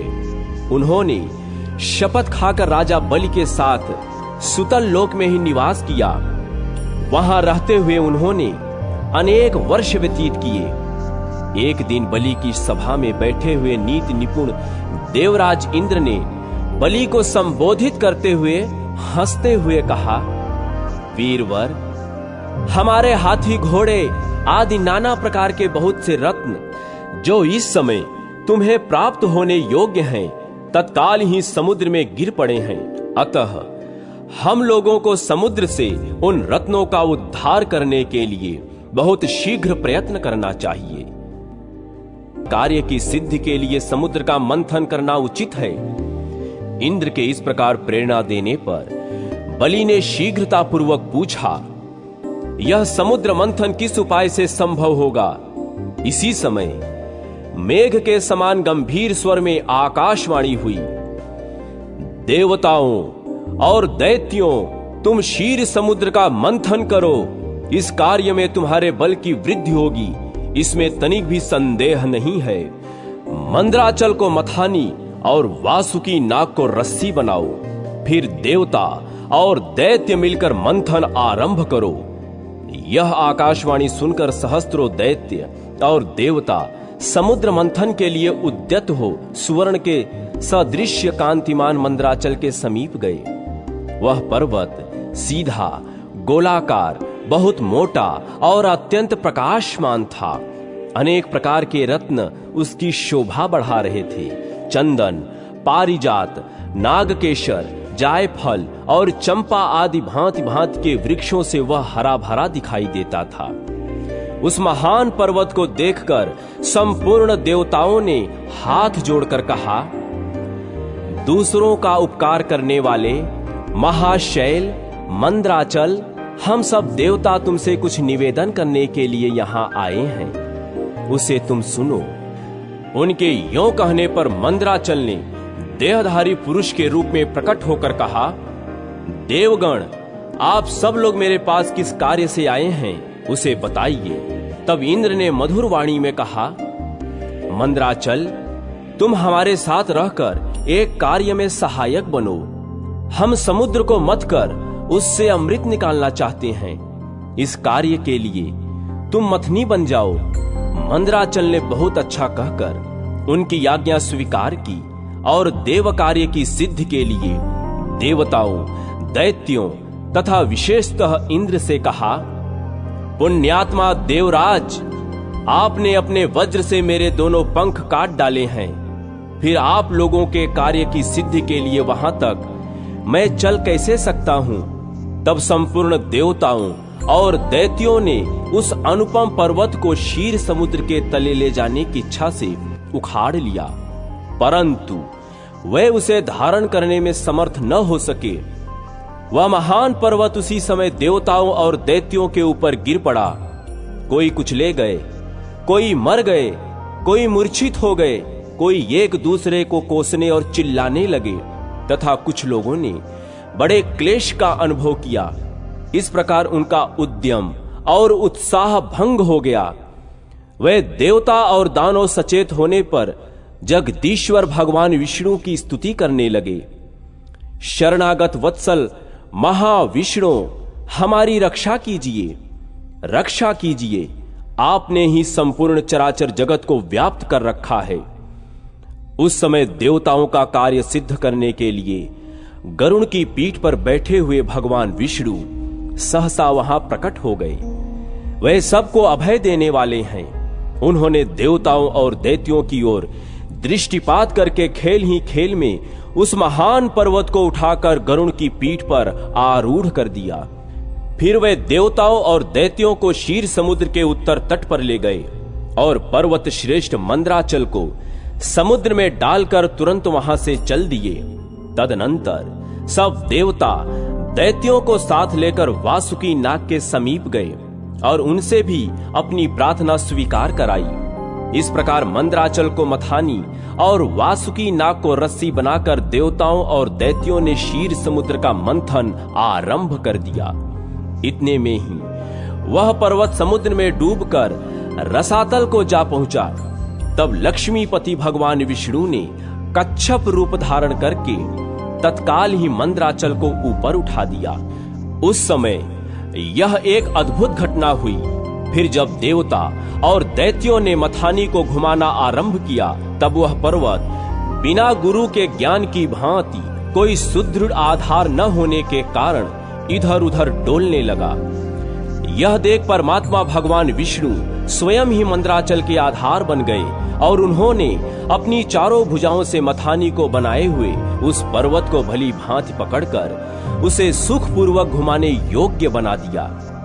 तब अत्यंत बलवान देवता और दैत्य एक भूत हो अधिक जोर लगाकर क्षीर समुद्र का मंथन करने लगे।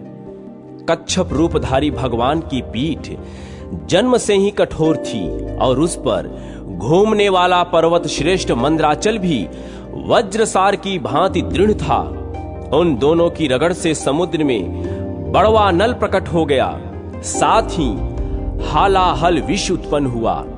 उस विष को सबसे पहले नारद जी ने देखा। तब अमित तेजस्वी देवऋषि देवताओं ने पुकार कर कहा, अदिति कुमारो, अब तुम समुद्र का मंथन न करो। इस समय संपूर्ण उपद्रवों का नाश करने वाले भगवान शिव की प्रार्थना करो। वे परात्पर हैं, परमानंद स्वरूप हैं तथा योगी पुरुष भी उन्हीं का ध्यान करते हैं। देवता अपने स्वार्थ साधन में संलग्न हो समुद्र मथ रहे हैं।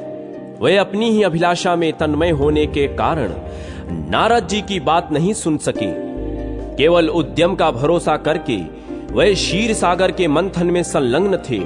अधिक मंथन से जो हालाहल विष प्रकट हुआ वह तीनों लोकों को भस्म कर देने वाला था। वह प्रौढ़ विष देवताओं का प्राण लेने के लिए उनके समीप आ पहुंचा और ऊपर नीचे तथा संपूर्ण दिशाओं में फैल गया। समस्त प्राणियों को अपना ग्रास बनाने के लिए प्रकट हुए उस कालकूट विष को देखकर वे सब देवता और दैत्य हाथ में पकड़े हुए नागराज वासुकी को मंदराचल पर्वत सहित वहीं छोड़कर भाग खड़े हुए। उस समय उस लोक संहारकारी कालकूट विष को भगवान शिव ने स्वयं अपना ग्रास बना लिया। उन्होंने उस विष को निर्मल निर्दोष कर दिया। इस प्रकार भगवान शंकर की बड़ी भारी कृपा होने से देवता, असुर, मनुष्य तथा संपूर्ण त्रिलोकी उस समय कालकूट की विष से रक्षा हुई। तदनंतर भगवान विष्णु के समीप मंदराचल को मथानी और वासुकी नाग को रस्सी बनाकर देवताओं ने पुनः समुद्र मंथन आरंभ किया।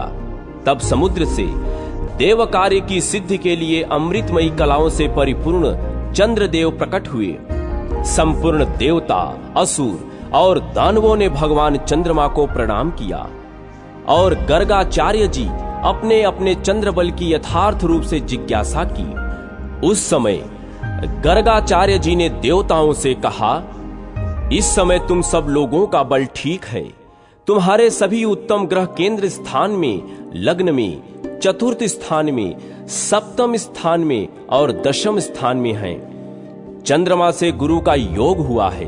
बुध, सूर्य, शुक्र, शनि और मंगल भी चंद्रमा से संयुक्त हुए हैं। इसलिए तुम्हारे कार्य की सिद्धि के निमित्त इस समय चंद्रबल बहुत उत्तम है। यह गोमंत नामक मुहूर्त है जो विजय प्रदान करने वाला है। महात्मा गर्ग जी के इस प्रकार आश्वासन देने पर महाबली देवता गर्जना करते हुए बड़े वेग से समुद्र मंथन करने लगे। मथे जाते हुए समुद्र के चारों ओर बड़े जोर की आवाज उठ रही थी। इस बार के मंथन से देव कार्यों की सिद्धि के लिए साक्षात सुरभि कामधेनु प्रकट हुई। उन्हें काले, श्वेत, पीले, हरे तथा लाल रंग की सैकड़ों गौवे घेरे हुए थी। उस समय ऋषियों ने बड़े हर्ष में भरकर देवताओं और दैत्यों से कामधेनु के लिए याचना की और कहा, आप सब लोग मिलकर भिन्न भिन्न गोत्र वाले ब्राह्मणों को कामधेनु सहित इन संपूर्ण गौवों का दान अवश्य करें। ऋषियों की याचना करने पर देवताओं और दैत्यों ने भगवान शंकर की प्रसन्नता के लिए वह सब गौएं दान कर दी तथा यज्ञ कर्मों में भली भांति मन को लगाने वाले उन परम मंगलमय महात्मा ऋषियों ने उन गौवों का दान स्वीकार किया। तत्पश्चात सब लोग बड़े जोश में आकर क्षीर सागर को मथने लगे। तब समुद्र से कल्प वृक्ष, पारिजात, चूत और संतान ये 4 दिव्य वृक्ष प्रकट हुए।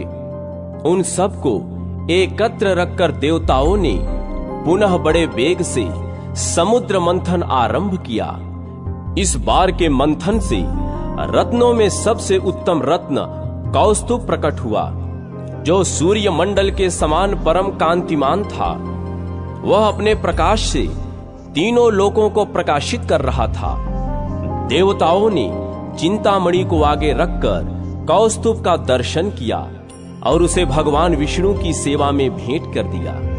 तदनंतर चिंतामणि को मध्य में रखकर देवताओं और दैत्यों ने पुनः समुद्र को मथना आरंभ किया। वे सभी बल में बढ़े चढ़े थे और बार बार गर्जना कर रहे थे। अब की बार उस मथे जाते हुए समुद्र से उच्चैश्रवा नामक अश्व प्रकट हुआ। वह समस्त अश्वजात में एक अद्भुत रत्न था। उसके बाद गजजात में रत्नभूत ऐरावत प्रकट हुआ। उसके साथ श्वेत वर्ण के 64 हाथी और थे। ऐरावत के 4 दांत बाहर निकले हुए थे और मस्तक से मद की धारा बह रही थी। इन सब को भी मध्य में स्थापित करके वे सब पुनः समुद्र मथने लगे। उस समय उस समुद्र से मदिरा, भांग, काकड़ा सिंगी, लहसुन, गाजर, अत्यधिक उन्मादकारक धतूर तथा पुष्कर आदि बहुत सी वस्तुएं प्रकट हुई। इन सब को भी समुद्र के किनारे एक स्थान पर रख दिया गया। तत्पश्चात वे श्रेष्ठ देवता और दानव पुनः पहले की भांति समुद्र मंथन करने लगे।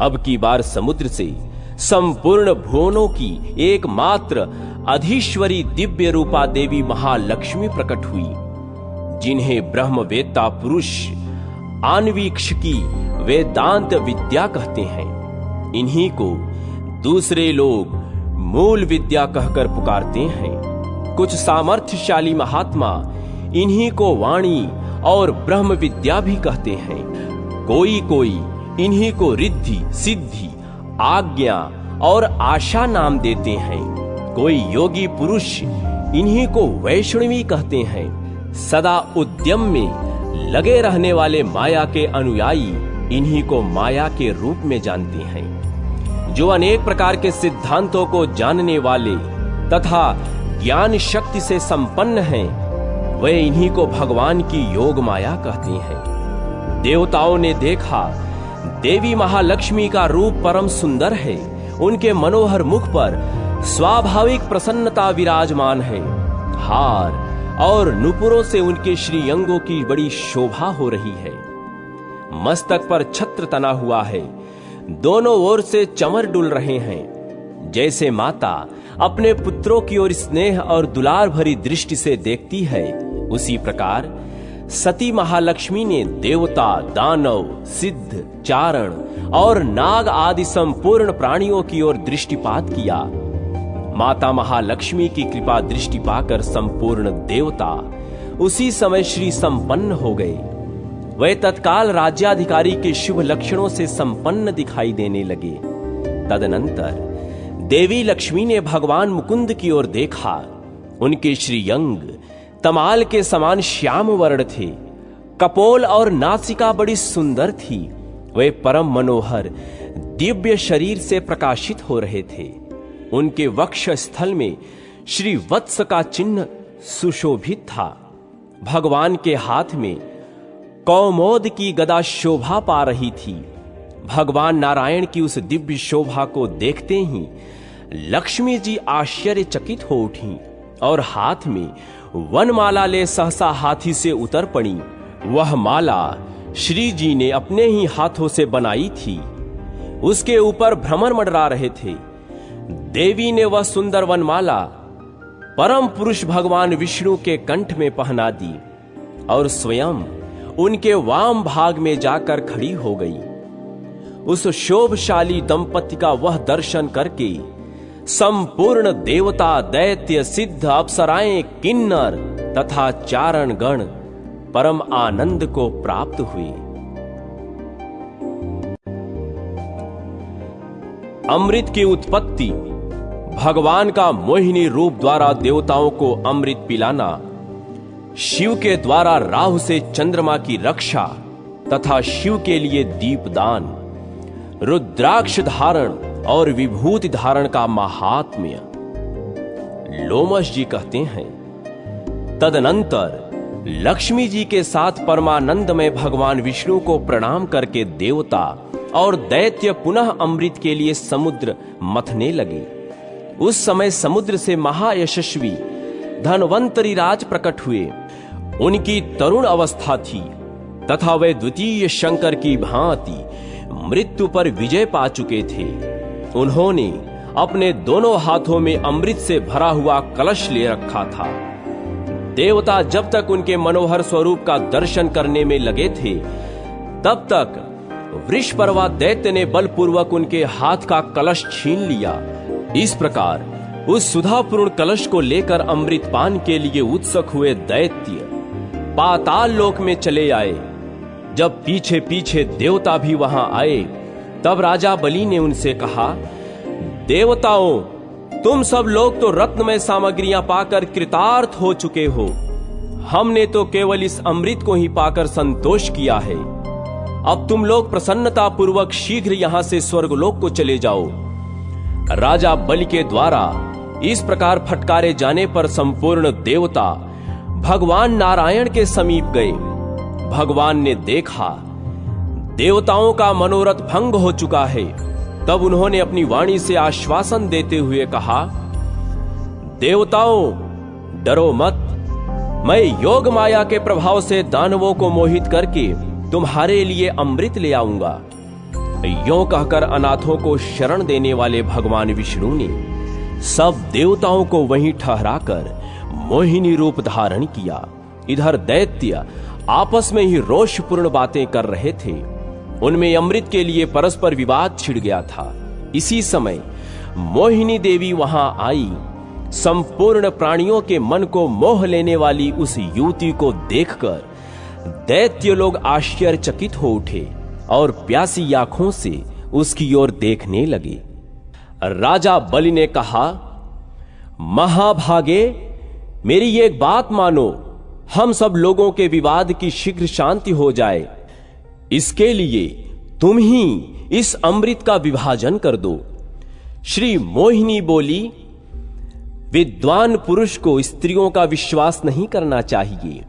झूठ, साहस, माया, मूर्खता, अत्यंत लोभ, अपवित्रता और निर्दयता ये स्त्रियों के स्वाभाविक दोष हैं। उनमें स्नेहहीनता और धूर्तता भी होती है। इस बात को यथार्थ जानना चाहिए।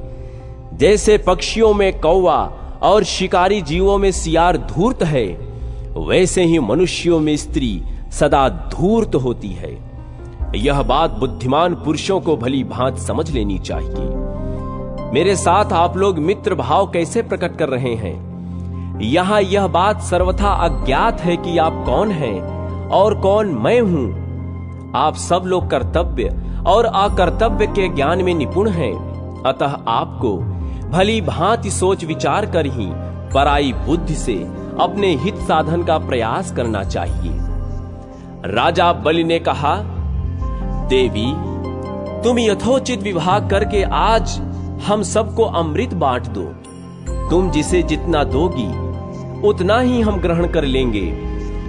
यह बात तुमसे सत्य सत्य कह रहे हैं। राजा बलि के यों कहने पर सर्वमंगला महादेवी मोहिनी दैत्यों को लौकिकी गति का दर्शन कराती हुई सी बोली, श्रेष्ठ असुरगण, आप लोग किसी अनिर्वचनीय दैव की सहायता से अपने कार्य में सफल हुए हैं।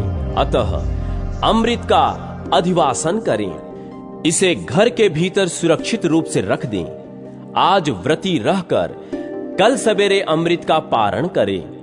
बुद्धिमान पुरुष को उचित है कि वह अपने न्याय पूर्वक उपार्जित धन का 10वां भाग ईश्वर की प्रसन्नता के लिए किसी सत्कर्म में लगाए।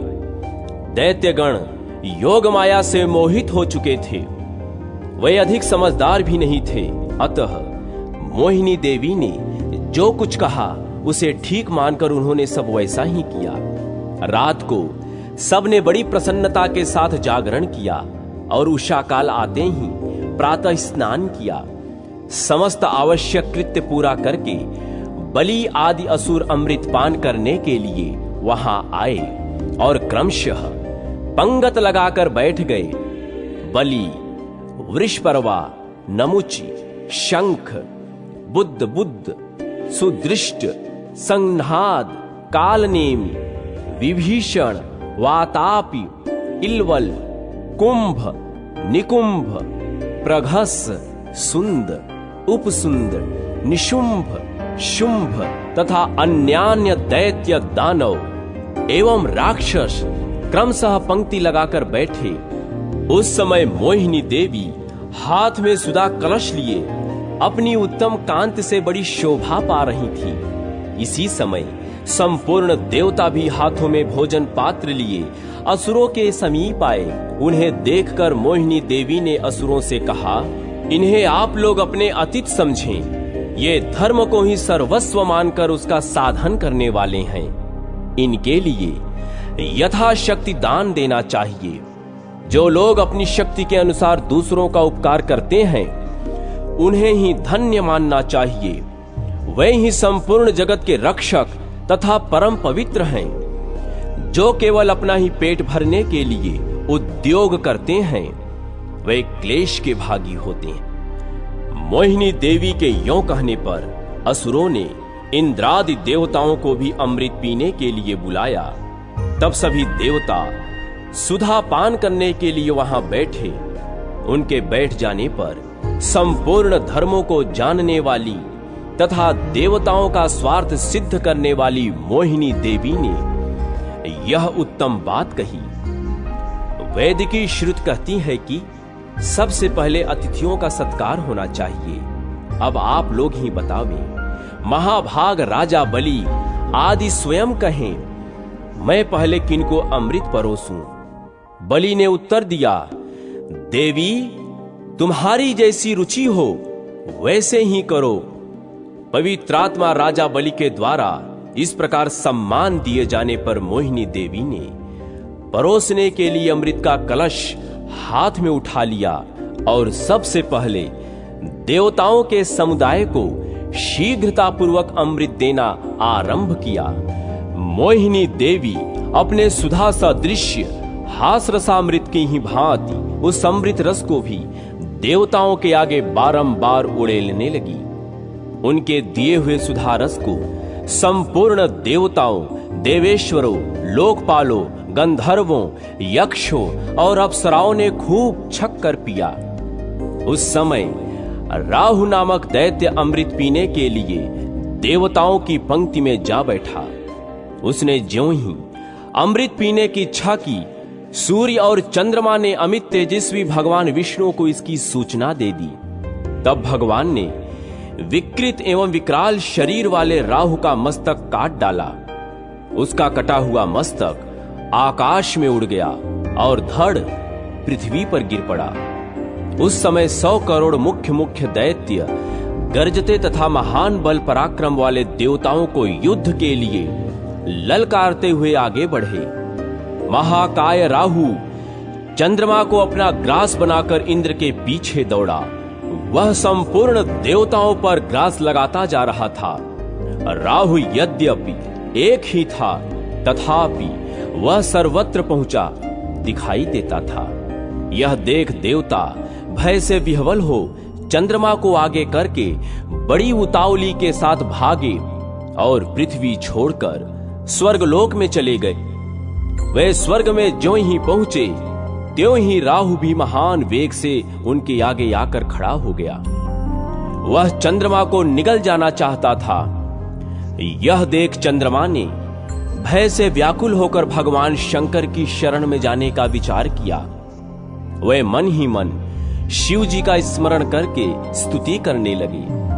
देवेश, आप हमारे रक्षक हो। वृषभ ध्वज, मुझे संकट से उबारें। शरणागत की रक्षा करने वाले श्री पार्वती पते, अपनी शरण में आए हुए मेरी रक्षा करें। उनके इस प्रकार स्तुति करने पर सबका कल्याण करने वाले भगवान सदाशिव वहीं प्रकट हो गए और चंद्रमा से बोले, डरो मत। यों कहकर उन्होंने चंद्रमा को अपने जटाजूट के ऊपर रख लिया। तब से चंद्रमा उनके मस्तक पर श्वेत कमल पुष्प की भांति शोभा पा रहे हैं। चंद्रमा की रक्षा होने के पश्चात राहु भी वहां आ पहुंचा और भगवान शिव की स्तुति करने लगा। शांत स्वरूप भगवान शिव को नमस्कार है। आप ही ब्रह्मा और परमात्मा हैं। आपको नमस्कार है। लिंग रूपधारी महादेव, जगतपते, मैं आपको नमस्कार करता हूं। आप संपूर्ण भूतों के निवास स्थान, दिव्य प्रकाश स्वरूप तथा सब भूतों के पालक हैं। आपको नमस्कार है। महादेव, आप समस्त जगत की आनंद प्राप्ति के कारण हैं। आपको प्रणाम है। मेरा भक्ष चंद्रमा इस समय आपके समीप आया है, उसे आप मुझे दे दीजिए। राहु की इस प्रार्थना से भगवान सोमनाथ बहुत संतुष्ट हुए और उन्होंने राहु से इस प्रकार कहा, मैं संपूर्ण भूतों का आश्रय हूं, देवता और असुर सबको मैं प्रिय हूं। भगवान शिव के यों कहने पर राहु भी उन्हें प्रणाम करके उनके मस्तक में स्थित हो गया। तब चंद्रमा ने भय के मारे अमृत का स्त्राव किया। उस अमृत के संपर्क से राहु के अनेक सिर हो गए। भगवान शंकर ने उन सबको देखा। देव कार्य की सिद्धि के लिए उन्होंने राहु के मुंडों की माला बना डाली। जो भगवान शिव के ऊपर सुशोभित दूसरों द्वारा चढ़ाई हुई पूजा सामग्री देखकर संतोष प्राप्त करता है, वह श्रेष्ठ लोकों में जाता है। जो कार्तिक मास की रात्रि में श्रद्धा पूर्वक शिव जी के समीप दीपमाला समर्पित करता है, उसके चढ़ाए हुए वे दीप शिवलिंग के समान जितने समय तक जलते हैं, उतने 1000 युगों तक दाता स्वर्ग लोक में प्रतिष्ठित होता है। जिन्होंने भगवान शिव के मंदिर में कुसुम्भ के तेल से युक्त दीपक अर्पित किए हैं, वे अपने ऊपर और नीचे की ओर 10-10 पीढ़ियों के साथ शिवलोक में निवास करते हैं। दीपदान के फल से वे ज्ञानी होते हैं। जो कपूर, अगर और धूप से भगवान सदाशिव की पूजा करते हैं और प्रतिदिन कपूर की आरती उतारते हैं, वे सायुज्य मुक्ति को प्राप्त होते हैं। जो दान के समय, तपस्या में, तीर्थ में और पर्व काल में आलस्य छोड़कर रुद्राक्ष धारण पूर्वक शिव की पूजा करते हैं, उनका पुण्य अक्षय होता है। द्विजवरों, भगवान शिव ने जिन रुद्राक्षों का वर्णन किया है, उसे आप लोग सुने। रुद्राक्ष एक मुख से लेकर 16 मुख तक के होते हैं। उनमें से पंचमुख तथा एक मुख, ये 2 प्रकार के रुद्राक्ष मनुष्यों द्वारा धारण करने योग्य एवं श्रेष्ठ समझने चाहिए। जो प्रतिदिन एक मुख रुद्राक्ष धारण करते हैं, उन मनुष्यों को जीवन मुक्त जानना चाहिए। जो प्रतिदिन पंचमुख रुद्राक्ष धारण करता है, वह रुद्रलोक में जाता और उन्हीं के साथ आनंद का भागी होता है। जप, तप, क्रिया, योग, स्नान और देव पूजा आदि जो भी शुभ कर्म किया जाता है, वह रुद्राक्ष धारण करने से अनंत फल देने वाला हो जाता है। जो मंत्र, पूत, विभूति से अपने ललाट में त्रिपुंड धारण करते हैं, वे रुद्रलोक में रुद्र होंगे। कपिला गाय के गोबर को भूमि पर गिरने से पहले ही हाथ पर ले लें और उसे सुखाकर विभूत के लिए संग्रह करें। विभूत सब पापों का नाश करने वाली बताई गई है। पहले ललाट में प्रयत्न पूर्वक अंगूठे से एक रेखा बनानी चाहिए, फिर मध्यमा उंगली को छोड़कर अनामिका और तर्जनी, इन दोनों उंगलियों से 2 रेखाएं खींचें। इस प्रकार जिसके ललाट में 3 सफल रेखाएं देखी जाती हैं, उस शिव भक्त को साक्षात शिव के ही समान जानना चाहिए। वह दर्शन मात्र से समस्त पापों का नाश करने वाला है।